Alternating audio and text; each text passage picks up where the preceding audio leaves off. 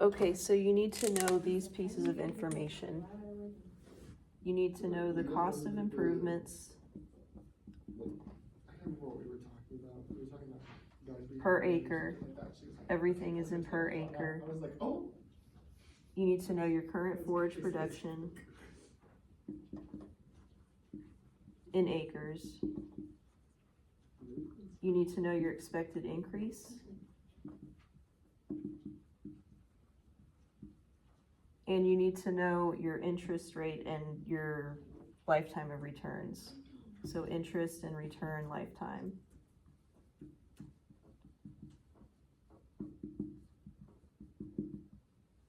Okay. In problem number 1,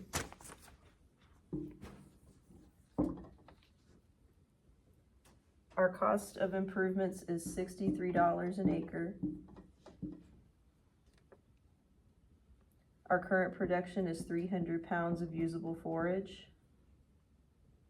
And we're expecting that to bump up to 800 pounds after our improvements. So our change in forage production is going to be 800 minus 300 equals 500. We're getting 500 more pounds. So we need to just, to get our multiplier so that we know what that increase in production is doing to our animal unit months.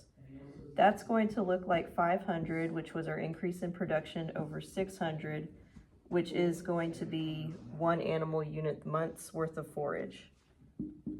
Okay, so we do the division, and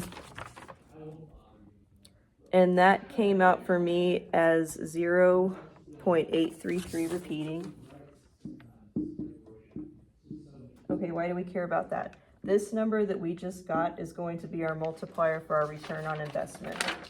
So, and that is just code for what is that doing to our animal unit months. So we're going to take our 0.833, multiply it by 15. Where are we getting the 15 from? That's our going rate for animal unit months per acre. And my multiplication, we ended up with 12.5, and that's going to be a dollar amount for our return. Okay, that's our return. So we got our information that we need there. Now we need to know our present net worth of the property. That's going to look like our return, which was 12.5, and that's going to be multiplied by our interest rate and the lifetime of the improvements, which for number 1 was 10 years improvements at 4%. So that's when we need our table. This is where we're going to go to our table. We're going to go to 4% for 10 years. That's 8.111. 8.111 minus the cost of improvements per acre, which was 63. That's going to give us our present net worth. So present net worth equals, and guys, do this one in parentheses first. The syntax is going to be important here because we're going to use this number by itself later on. So for my multiplication, I ended up with 101.38 minus 63. We're still not done. We need to do the subtraction. So I'm going to get 38.39. Because this number is positive, we know that we're making money. If that was going to be a negative number, then we're losing money. So our present net worth is making money, and it's 38.39. I don't know if that's like dollars per acre, but I think it is. I think everything is going to be in dollars per acre. Excuse me. Okay, we need this number later on, and we need these 2 numbers right now. Sorry, not this number. I made a boo-boo. We don't need that number anymore. That number is done doing its work for us. We need this number, and we need this number, because now we're going to do our ratio. So this is a completely different thing. This is our benefit to cost ratio.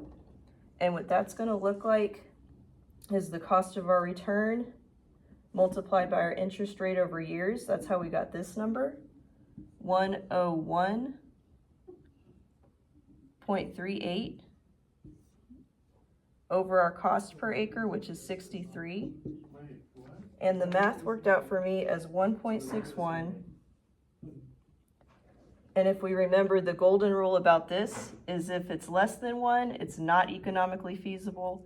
If it's more than, if it's more than 1, then it is. So because this, our benefit to cost ratio is 1.61, this project is economically feasible. Yeah, but the total tabs